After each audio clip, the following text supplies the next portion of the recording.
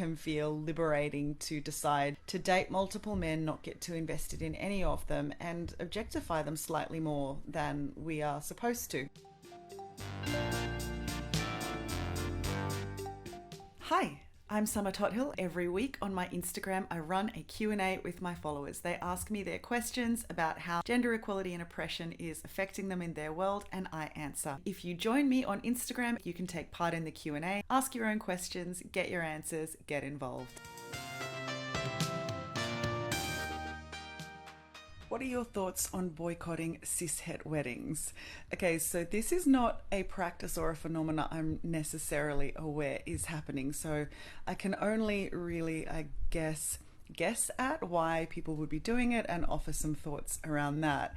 I'm guessing when we're using the word boycott, we're not talking about refusing to go to the specific wedding of someone you know, but more boycotting cishet weddings all over and in general as a way to protest against what they are, what they're for, and the continuing practice, and I suppose not support them as a cultural phenomenon.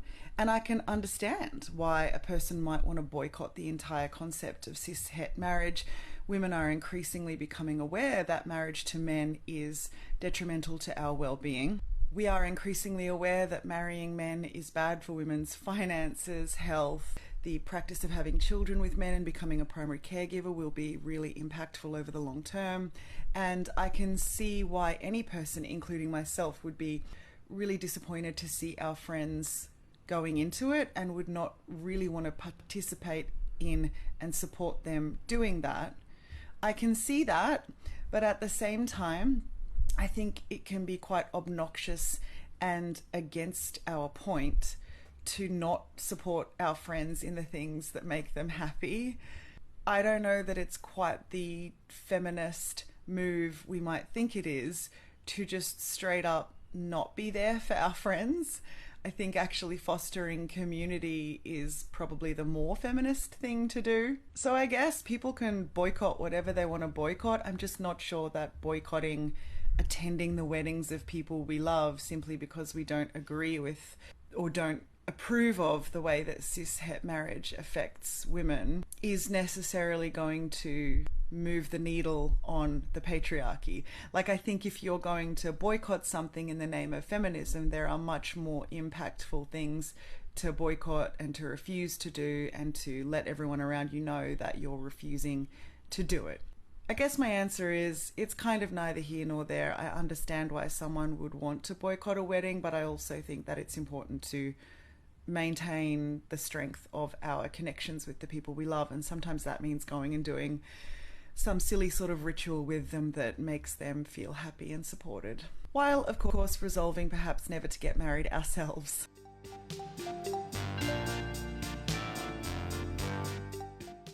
Am I hypocritical for judging men for dating multiple other people before we are official, even though I think it's vital for women to do that? So is this a troublesome double standard?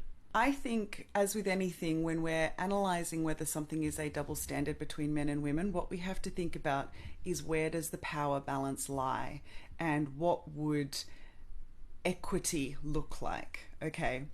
So when men are casually dating women, they generally hold a great deal of the power. Men have more social capital, they have more economical, like literal capital, they are treated better in society, they tend to experience a great deal more pleasure having sex with someone, even if it's a stranger for the first time. They are not risking their own personal safety as much when dating women that they don't know and haven't been able to vet. Even if it's hard for men to find women to date, because women do tend to have to be more discerning because of the aforementioned safety issues. When men are dating women, they are generally exploiting them, and when women are dating men, they are generally being exploited, and one of the ways to defray that exploitation is to make sure that you're not like overly committed to any one particular man.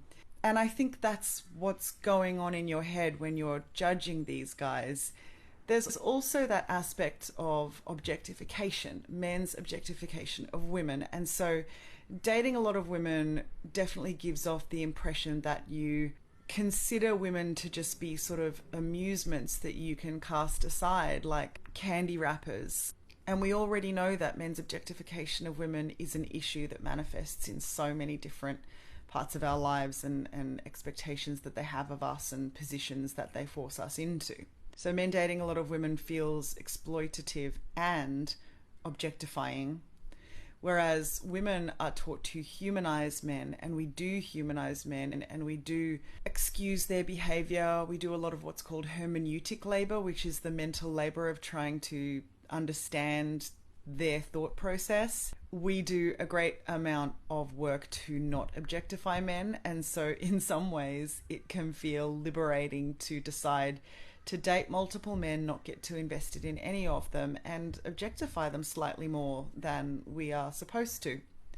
So I think that's probably what you're thinking, and why it feels natural to be a bit more judgmental of men when they date around and not so much of women. It does feel more feminist, and I think it is more feminist. And I don't actually think it's that much of a double standard. And even if it is, I don't know that it's causing any harm.